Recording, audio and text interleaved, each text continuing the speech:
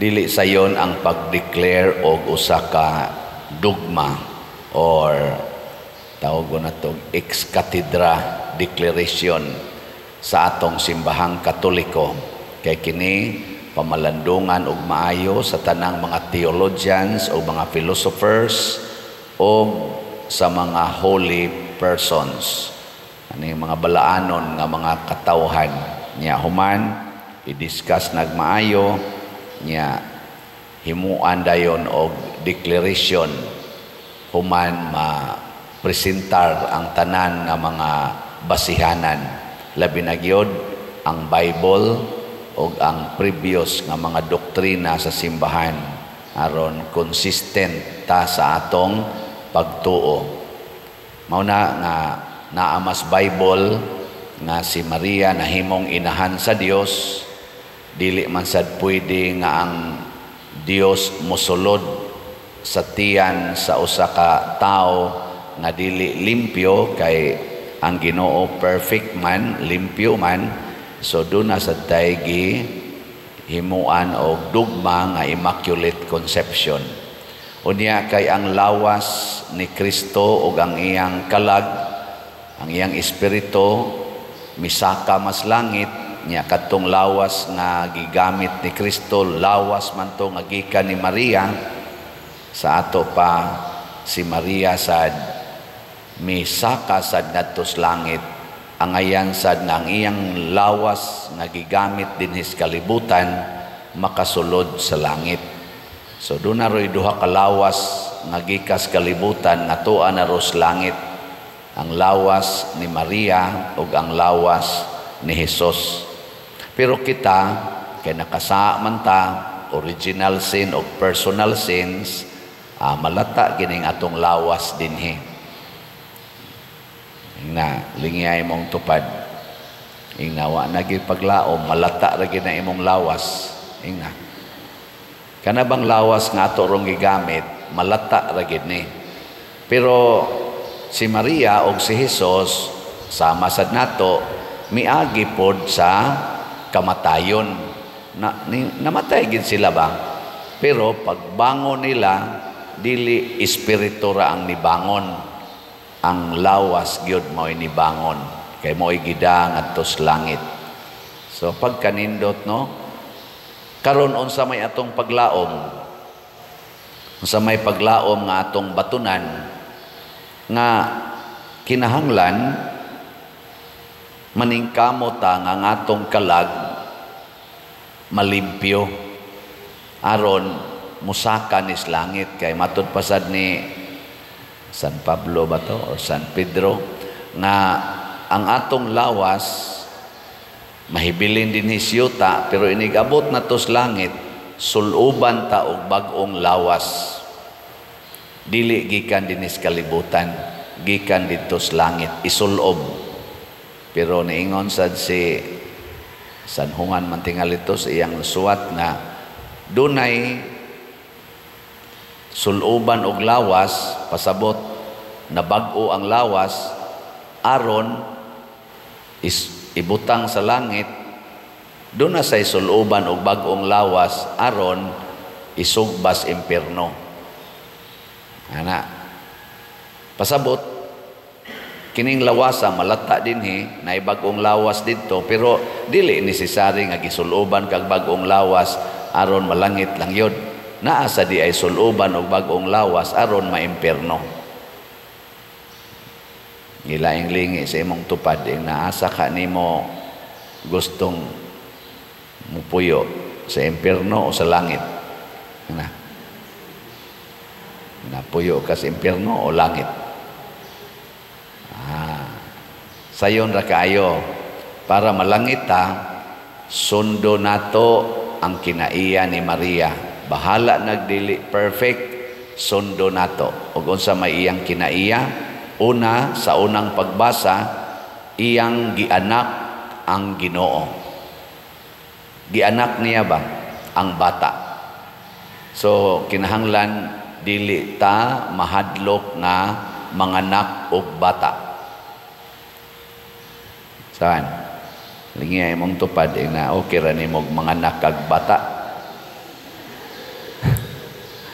Oy, karon ang kalibutan hadlok na kaayong mga anak. Oh, gusto na nga di na mga anak. Mao na nga dako kay na siyang sayop. O kanang mga tao nga dili na gustong manganak matud pas unang pagbasa na nakaon na sa dragon, labi na ginang mag-abortion, kanang magamit og mga pills, naggamit og mga sana kondom, gikaon na yawa kay ang yawa di ay magatang day na siya aron iyang tukbon ang bata nga matao. Magatang ba? Muna kay si Maria willing man kayong mga anak, giprotektahan sa Ginoo ang bata nga iyang gianak. Malagingon ana ang atong equation sa atong kinabuhi dinhi sa kalibutan.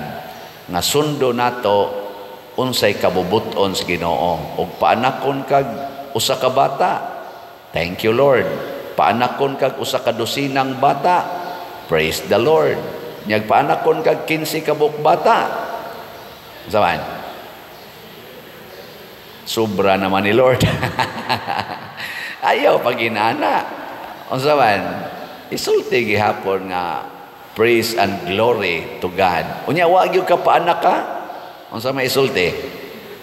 Your will be done. Na siya atong buhaton. Pero ang pagpaanak sa Ginoo dili lang biological.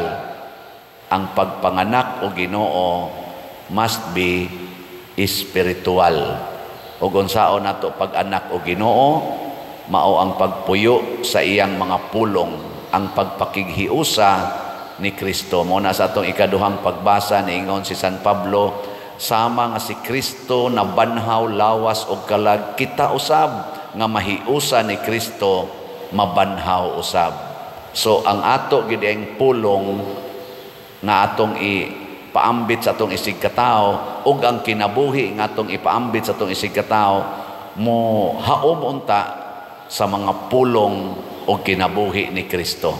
Tinuod magkadagma-dagma ta, mao bitang naatay sakramento aron ta mabalik sa pagkaliwat ni Kristo. Nanglitan, sige kag pamakak, sige kag kalagot, wa na mataw si Kristo diha nimo, ang yawa na. Pag hinulsol, pangumpisal niya mobalik na sad ka sa pagpugong sa imong temper, imong isurrender sa Ginoo ang imong mood, ana magbag-os kinabuhi, gapuyo-puyo mo ron. Unsa may buhaton, magpakasal, simple ra kayo nya. Ay lang pakasal anang gasto-gasto diha, kada na lang way gasto kaayo nga kasal. Ana bang kasal lang yun, dili ng mga party, dili ng mga kuang-kuan diha, video-video, maghimo mog movie sa inyong kinabuhi. Ayaw na mo man nakamahal. Kadto lang yung kasal, portirang gamayag magasto anang kasal, o kasal lang yun. Kana lang ba haron malimpyo yun. Nya nagkabit-kabit mo, kabit-kabit, unsa may buhaton? Buwag. Kasimpol ra na, ikasakit man pa der. Mao lagi na, muantos gid ta. Ang mahal nga birhen gani matud pas unang pagbasa, nagtiyabaw sa kasakit. Nagtiyabaw ba sa kasakit? Kay kani man kung pagpanganak nato, di ko kasuway di. Kamong mga inahan. Pag anak ninyo, unsa man di sakit? Nag-smile mo? Naging mahila, nganak na ko, ana, gakulis maot yung naong di may spelling, Matod pa sa akong mama sa una, istorya siya, sus, kanang mga anak ta, hasta tumoy sa tong buhok, sakit. Hindi sana ko ka-imagine. Tumoy ko na sa buhok, bay kapon, sakit. Pertig yung sakita, ana, mausad na ang pagbiya sa sala. Sakit, aron matao ang bagong kinabuhi, ang kinabuhing Diyos nun. Pananglitan ron karon wa jud kay palit-palit og slat. Unsa may buhaton? Pamalit ng slat. Simple ana. Nya inigpalit nimo og slat. Sakitan ka kay imo unta tong budget para sa imong personal nga kinabuhi. Ipalit. Biyain ang imong personal nga concerns ang imong mga personal kay kaning atong self ang pangandoy ani no kasagaran makapaimpirno gyud kun ato yung sundon ba ang natural nga pangandoy aning atong kaugalingon padung ra gyud sa impierno. Oh, kanang pangandoy nimo nga mudaghan imong kwarta nya di jud ka mo palit og slot pastilan makapaimpierno gyud na. Pero sunda ang gusto ni Kristo, unsa may gusto ni Kristo kanang kwarta ihatag na para sa kaayuhan sa katilingban o sa mga katawhan. Sell everything you have and give it to the poor or to the needy people. Oh, di ba? Yang ato rong simbahan ang inahanglan man. Pila na ni atong panginahanglan dire. Ang atong SBF dag para sa kumbinto niabot ng atong halin og 34,075 ka slots na apay 25,925 slots nga available. Oh, napay 16 slot challenge nga tag 8,000 nakadawat na sa tag 171 ka 16 slot challenge. So daghang kay nagpakataos pulong sa Ginoo ni. Salamat kay ha nya padayon tagpalit hangtod gyud ni mahurot na kuan naman nag-anam naman sa kadako ang atong halin. Pero ang atong kapilinya di Fatima nga slots katong MMHD Mother Mary's Healing and Deliverance niabot ng atong halin og 5,740. 260 na lang yun ka slots ang kuwang. Siya rog di ni nato mahurot rong si Manaha 260 kajutay ani tag 1,000 per slot. Nya o gusto mong challenge na ani say 20 slot challenge nga tag 20,000 per challenge. Sige ato ning hotdog palit aron mataw ang pulong sa Ginoo. Mahimong tao ba kanang moingon bitang Ginoo nga ayaw higugmaa ang kwarta, higugmaa ang Dios. Oh, di ba? Ang pagtabang nato sa simbahan mao'y atong pagpakita na kita nahigugma sa Dios labaw sa paghigugma sa kwarta. Ug unsa may reward mahimutang malipayon. Masinati nato sa di pa ta mamatay ang kalipay nga Dios non. Mo nang nakaingon si Maria diri sa atong ebanghelyo. Adi si Maria unas tanan nagdaog kalipay motong pag-adto niya ni Isabel porting lipaya ni Isabel hastang bata diha sa iyang tiyan ni ulpots kalipay nagda siya og kalipay kay ngano man kanunay mang nataw ni Maria ang pulong sa Ginoo gilingay mong tupad ingnaon say dani mo ron diha kalipay o kaguol manakod ra ba na kanang atong kaguol manakod kanang siyang atong kalipay manakod sad na bisag dili pa ka musulti basta ang imong kasing-kasing naguol na hadlok manakod gina no mailhan man na sa imong naong mo gawas man gina siya mo to si Maria naka express pod siya nganong nagda siya kalipay tungod di ay kay matod pa niya diri nagdaig ang akong kasing-kasing sa Ginoo og nagmalipayon ang akong kalag tungod sa Dios nga akong manluluwas kay naghimog dagkong mga butang ang Ginoo balaan ang iyang ngalan kana nga pagkaamgo ni Maria ba nga gihimo siyang inahan sa Dios biologically dako kay na nga butang niya ang kasing-kasing di ay og kalag ni Maria nagsigi og daig sa Ginoo. Kinsa may inyong sigihag daig kada adlaw ang Ginoo o ang inyong naong? Ug magsigi na lang kag tan-aw anang samin, magsigi na lang kag tan-aw anang samin, tuyok-tuyok anang samin, kinsa may imong gidaig? Ha? Ang imong kaugalingon. Magsigi na lang kag pamalit anang para ibutang sa imong naong, para imong isulob, sige kag pamalit concern kay kaanang mga style sa isulob, kanang mga accessories dias imong naong o sa imong mga lawas, kinsa may imong gidaig? Ang Ginoo o imong naong? Naong. Nya asa man kapadong nga kanang imong gidaig malata ra man na. Asa man kapadong? Padong kas impierno.